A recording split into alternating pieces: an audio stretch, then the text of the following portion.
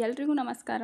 ನಾನು ರಚಿತಾ. ನಾವು ಇಂದು ಝೂಮ್ ಆ್ಯಪ್ನಲ್ಲಿ ಸ್ಕ್ರೀನ್ ಶೇರ್ ಮಾಡೋದು ಹೇಗೆ ಅಂತ ನೋಡೋಣ. ನಿಮ್ಮ ಹತ್ರ ಯಾವುದಾದ್ರೂ ಲಿಂಕ್ ಇದ್ದರೆ ಆ ಲಿಂಕ್ ಮೇಲೆ ಟ್ಯಾಪ್ ಮಾಡಿ, ನಂತರ ಲಿಂಕ್ ಓಪನ್ ಆಗುತ್ತೆ.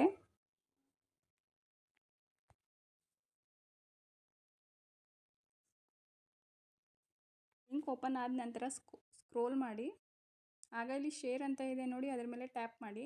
ನೆಕ್ಸ್ಟ್ ಪೇಜ್ ಓಪನ್ ಆಗುತ್ತೆ. ಆಗ ಸ್ಕ್ರೀನ್ ಅಂತ ಇರುತ್ತೆ ನೋಡಿ, ಸ್ಕ್ರೀನ್ ಮೇಲೆ ಟ್ಯಾಪ್ ಮಾಡಿ. ನಂತರ ಸ್ಟಾರ್ಟ್ ನೌ ಅಂತ ಇದೆ ನೋಡಿ, ಅದ್ರ ಮೇಲೆ ಮತ್ತೆ ಟ್ಯಾಪ್ ಮಾಡಿ. ಅದು ನಿಮ್ಮ ಸ್ಕ್ರೀನ್ ಓಪನ್ ಆಗಿದೆ ನೋಡಿ. ನೀವು ಯಾವುದು ನೀವು ಸ್ಕ್ರೀನ್ ಹಾಕಬೇಕು ಅಂದ್ಕೊಂಡಿದ್ದೀರಾ ಅದ್ರ ಮೇಲೆ ಮತ್ತೆ ಟ್ಯಾಪ್ ಮಾಡಬೇಕು. ಫೋಟೋ ಆದರೆ ಫೋಟೋ ಮೇಲೆ ಕ್ಲಿಕ್ ಮಾಡಿ, ಅಥವಾ ಯಾವುದಾದ್ರೂ ಡಾಕ್ಯುಮೆಂಟ್ಸ್ ಇದ್ದರೆ ಆ ಡಾಕ್ಯುಮೆಂಟ್ಸ್ ಮೇಲೆ ನೀವು ಕ್ಲಿಕ್ ಮಾಡಬೇಕು. ಇವಾಗ ನಾನು ವಾಟ್ಸಪ್ ಆ್ಯಪ್ನಲ್ಲಿ ನಂದು ಸ್ಕ್ರೀನ್ ಶೇರ್ ಮಾಡೋದಿದೆ, ಒಂದು PDF. ನಾನು ಅದ್ರ ಮೇಲೆ ಟ್ಯಾಪ್ ಮಾಡ್ತೀನಿ ನೋಡಿ.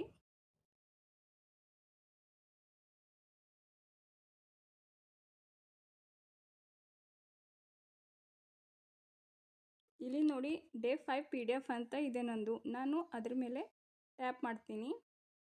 ಆಗ ಅದು ಎದ್ರಲ್ಲಿ ಓಪನ್ ಆಗಬೇಕು ಅಂತ ಕೇಳ್ತಾ ಇದೆ. ನಾನು ಆಲ್ PDF ರೀಡರ್ ಅಂತ ಇದೆ ನೋಡಿ, ಅದ್ರ ಮೇಲೆ ಟ್ಯಾಪ್ ಮಾಡ್ತಾ ಇದ್ದೀನಿ. ನಂತರ ಈ ರೀತಿ ನಿಮ್ಮ PDF ಓಪನ್ ಆಗುತ್ತೆ. ಇದು ಸ್ಕ್ರೀನ್ ಮೇಲೆ ಕಾಣಿಸ್ತಾ ಇರುತ್ತೆ ನಿಮ್ಮದು ಶೆಡ್ಯೂಲ್ ಲಿಂಕ್ನಲ್ಲಿ.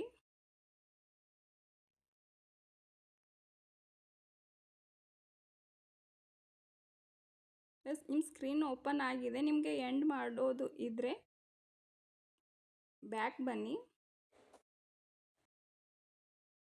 ಇಲ್ಲಿ ಬಂದಿದೆ ನೋಡಿ ಸ್ಟಾಪ್ ಶೇರ್ ಅಂತ. ಆ ಸ್ಟಾಪ್ ಶೇರ್ ಮೇಲೆ ಕ್ಲಿಕ್ ಮಾಡಬೇಕು.